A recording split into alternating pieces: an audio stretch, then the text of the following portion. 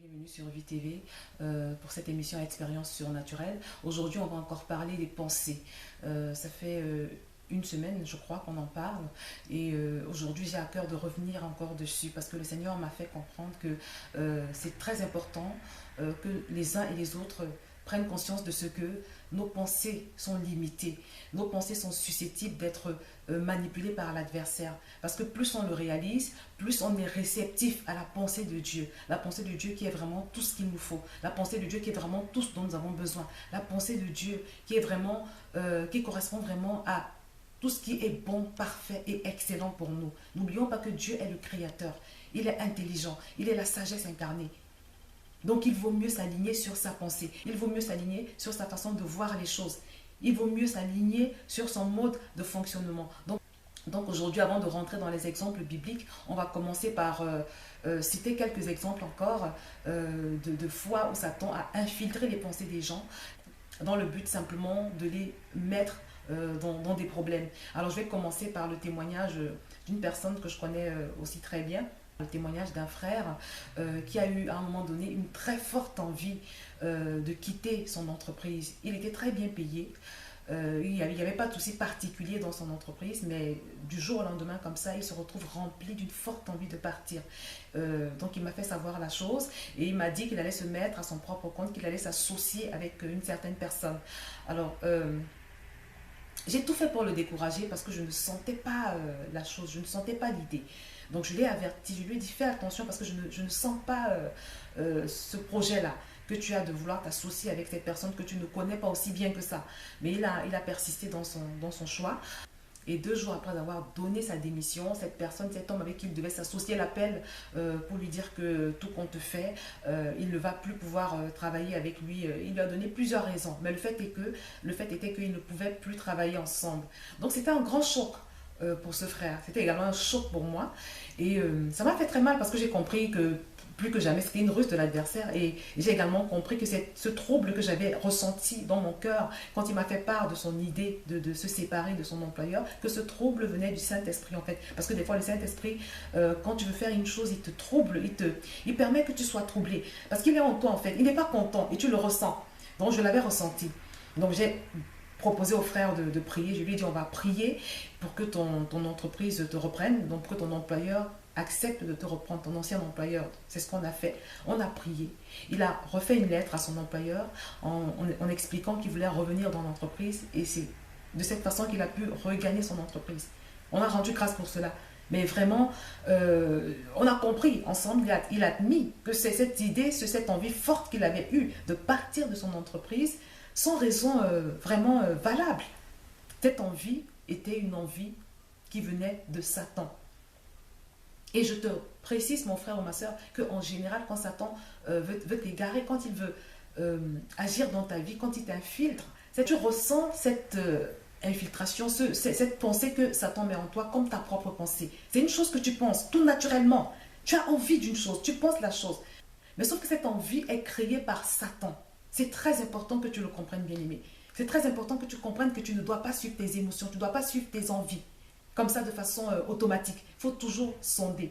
Alors, un deuxième exemple, c'est l'exemple d'une ancienne collègue à moi qui, également, du jour au lendemain, avait eu envie de quitter son mari. Cet homme qu'il avait soutenu pendant les moments difficiles, cet homme qu'elle avait tant aimé, cet homme qui était apprécié d'elle et par les autres. Du jour au lendemain, comme ça, elle a eu une envie de se séparer de lui. Et puis, finalement, elle s'en est séparée.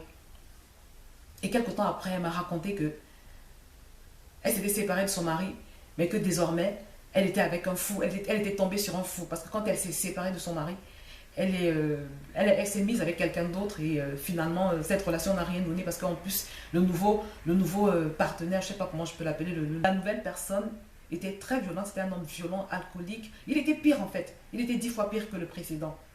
Donc elle s'est retrouvée comme ça. Elle s'est séparée de celui-là aussi. Elle s'est retrouvée dans l'amertume comme ça.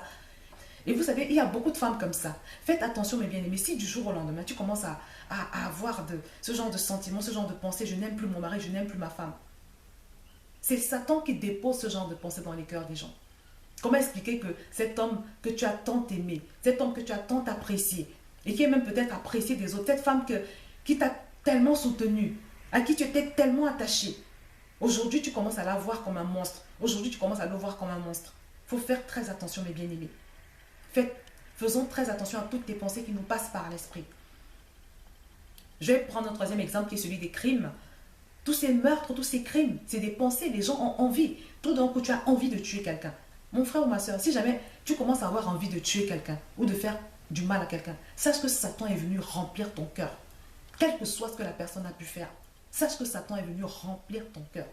Donc faisons très attention à toutes les pensées qui peuvent nous traverser l'esprit, parce que la parole de Dieu dit que nos pensées ne sont pas les pensées de Dieu et que nos pensées sont très très très éloignées des pensées de Dieu d'une manière générale.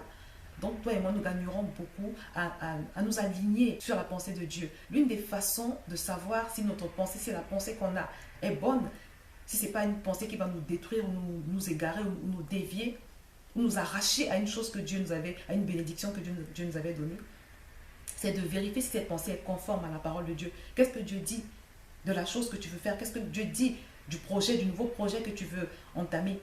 Donc on va voir dans la Bible, on va commencer par cette fois où quand Jésus s'apprêtait à aller à la croix et qu'il a fait savoir à ses disciples, Pierre a fait connaître sa désapprobation à Jésus. Et on va le lire. Alors, dès lors, Jésus commença à faire connaître à ses disciples qu'il fallait qu'il allât à Jérusalem, qu'il souffrit beaucoup de la part des anciens, des principaux sacrificateurs et des scribes, qu'il fut mis à mort et qu'il ressuscita le troisième jour. Pierre, l'ayant pris à part, se mit à le reprendre et dit: « À Dieu ne plaise, Seigneur, cela ne t'arrivera pas. » Mais Jésus se retournant dit à Pierre: « Arrière de moi, Satan, tu mets en scandale, car tes pensées ne sont pas les pensées de Dieu, mais celles des hommes. » Matthieu chapitre 16, verset 21. Bien-aimé, Jésus a dit à Pierre: « Arrière de moi, Satan. » Est-ce que Jésus avait Satan devant lui? Non. Mais il a dit: « Arrière de moi, Satan. » Pourquoi? Parce que simplement Jésus a pu lire, il savait lire les pensées des gens, il voyait au-delà du physique. Donc Jésus a rapidement discerné que Pierre était sous l'emprise d'un esprit mauvais. Et pourtant Pierre était bien intentionné, il lui a dit: « Jésus, non, non, non, tu n'iras pas souffrir ce calvaire, tu ne vas pas connaître cette souffrance. » Il parlait sur la base de ses émotions, il partait d'une bonne intention. Il voulait le préserver en fait. C'est une pensée qu'il a eue, c'est une envie qu'il a eue. Il a eu cette envie que Jésus n'aille pas subir toute cette souffrance.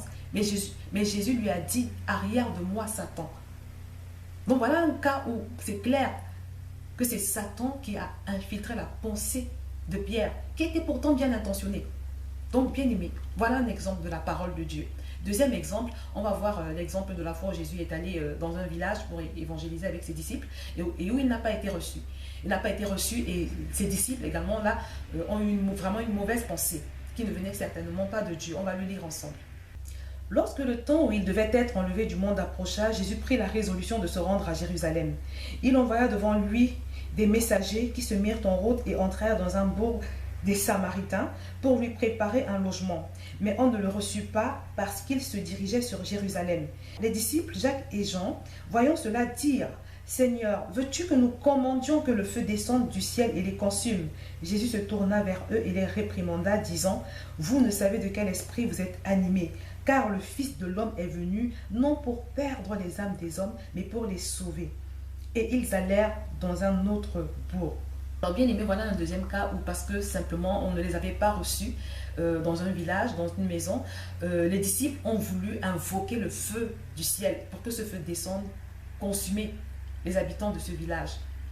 Et Jésus leur dit, on va relire le verset 55, Jésus se tourna vers eux et les réprimanda, disant: « Vous ne savez de quel esprit vous êtes animés. Vous ne savez de quel esprit vous êtes animés. » Bien aimé, des fois quand on pense des choses, quand on a des idées, quand on a des envies, c'est un esprit qui nous anime.